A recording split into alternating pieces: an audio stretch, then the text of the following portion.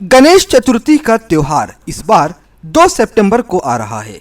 हिंदू मान्यताओं के अनुसार इसे भाद्रपद मास के शुक्ल पक्ष की चतुर्थी तिथि को मनाया जाता है। इस मौके पर लोग अपने घरों में भगवान गणेश की स्थापना करते हैं और फिर कुछ दिन के अंतराल पर विसर्जन कर दिया जाता है।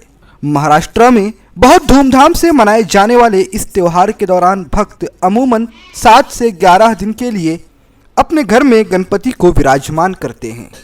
वहीं कुछ लोग 3, 5, 7 या 10 दिन में भी गणपति का विसर्जन करते हैं। इस तरह से 11 दिन चलने वाला गणेश उत्सव अनंत चतुर्दशी के दिन समाप्त हो जाता है। पूरे महाराष्ट्र के आराध्य दैवत माने जाने वाले श्री गणेश के आगमन की तैयारियां अंबा देवी के शहर अमरावती में जोरों शोर से नजर आ रही है। पंडालों की तैयारियां की जा रही है, जहां पर श्री गणेश की विशालकाय मूर्तियां विराजमान होती है। वहीं कुम्हारों के घरों में भी रौनक नजर आ रही है। कुम्हार छोटे से लेकर बड़े हर आकार की गणेश जी की मूर्तियां साकार करने में लगे हुए हैं।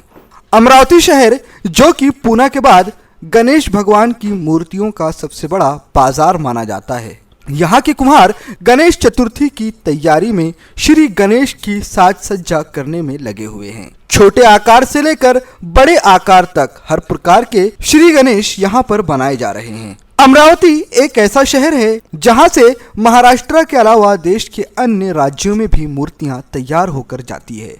इसीलिए अमरावती शहर मूर्तियों का बड़ा बाजार भी माना जाता है। लोगों के घरों में भी गणेश महाराज के आने की तैयारियां अपने पूरे शबाब पर नजर आ रही हैं। वहीं दूसरी ओर अब पंडालों का काम भी शुरू हो चुका है। जल्द ही आप देखेंगे कि अमरावती शहर की सड़कें गणपति बाप्पा मोरिया की धुन से गुंजयमान नजर आएंगी। अमरावती शहर, जो कि तहजीब और संस्कृति का गहवारा माना जाता है, अंबानगरी के इस शहर में धूमधाम से गणपति बाप्पा का आगमन होता है। अमरावती शहर के कुछ गणेश उत्सव मंडल पूरे राज्य भर में अपनी एक अलग पहचान बना चुके हैं, जिसमें विशेष तौर पर विदर्भ का राजा, लालबाग का राजा व रुक्मिणी नगर व आज़ाद हिंद मंडल, इस तरह के कई मंडलों का समावेश है। अमरावती शहर में कई कुम्हार ऐसे भी हैं जिनकी कई पीढ़ियों से गणपति बाप्पा की मूर्तियां साकार करने का कार्य चला आ रहा है। अमरावती शहर में ऐसे कई कुम्हार घराने हैं जहां पर पीढ़ियों से ये काम किया जाता है।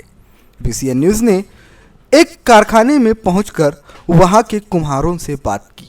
उन्होंने बताया कि वह न जाने बीत कितनी पीढ़ियों से इस काम को अंजाम दे रहे हैं।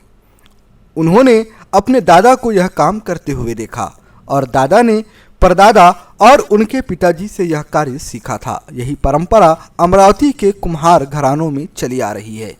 यूपी की मूर्ति बोले तो वैसे बनाने में सूफी जाती है और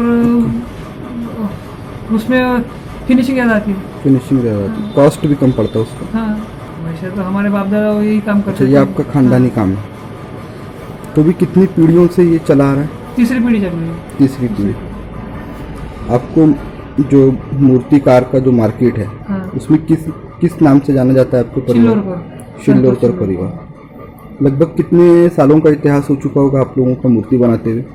तो भी अब मेरे दादाजी भी ये काम करते थे। आपके दादाजी भी, पिताजी भी, हम भी यही काम कर रहे हैं। और आप अपनी अगली पीढ़ी को ट्रांसफर करके जाएंगे। हाँ। लेकिन फर्क बस इतना है, पहले जहां मिट्टी की मूर्तियां साकार की जाती थी, अब उसकी जगह POP ने ले ली है। इसके पीछे कुम्हारों का तर्क है कि प्लास्टर ऑफ पेरिस से बनी हुई मूर्तियां ज़्यादा खूबसूरत होती हैं और ज़्यादा आकर्षक नज़र आती है, जबकि मिट्टी से बनाई गई मूर्तियों में लागत और समय दोनों ही ज़्यादा लगता है। इसलिए अब कुम्हार POP से बनाई जाने वाली मूर्तियों की तरफ आकर्षित होकर उन्हें साकार करने में लगे हुए हैं। और गणेश बाप्पा की मूर्ति, जो कि मूलत मिट्टी से जुड़ी हुई थी, अब वह मिट्टी की ना होते हुए POP की नज़र आने लगी है।